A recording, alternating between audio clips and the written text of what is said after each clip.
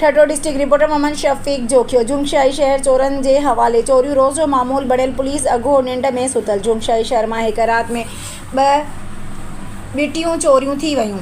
जुंगशाई शहर गैर महफूज बणियल आहे। तफ़सील मुताबिक़ फजर नमाज़ खां अॻु में अहिड़ो इज़हार वापारी लाला फारूक पठान ऐं शफ़ाअतुल्लाह जोखियो चयो त असांजे दुकाननि जा शटर तोड़े मोबाइल जा दुकान मां रोक रक़म ऐं मोबाइल फ़ोनूं खणी विया ऐं परचून जी दुकान मां राशन ऐं रोक रक़म खणी विया। असीं SSP ठठो खां मुतालबो कंदासीं फौरन चोरनि खे गिरफ़्तार कयो वञे। मोबाइल जी दुकान सुबुह फजर टाइम ते इन दुकान वारनि सारियो हो त उन दुकान तां जेको सो मतिलबु राति जेका सो चोरी थी वई है। सुबुह फजर टाइम ते इन खे ख़बर पई त हाणे इन खां पुछूं था शफ़ाअतुल्लाह जोखियो जी मोबाइल जी दुकान है।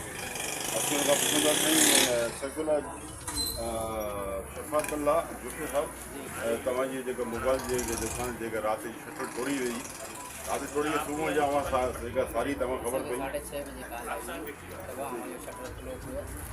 6:30 बजे आए जब सामान असांजा 5 मोबाइल गायब हुआ जंहिंमें वीगोटेल जा मोबाइल गायब हुआ। उन सां गॾु असांजा 3 MP3 ऐं ॿियो कुझु सन्हो सन्हो सामान असांजो गायब हो ऐं कुझु असांजा पैसा बि न हुआ। 3500 रुपया असांजा उहे बि दुकान में न हुआ। जॾहिं असीं आयासीं दुकान में असांजी दुकान जा दख़ल थोरो पियो ऐं सामान कुझु किरियल हो कुझु कोन हो।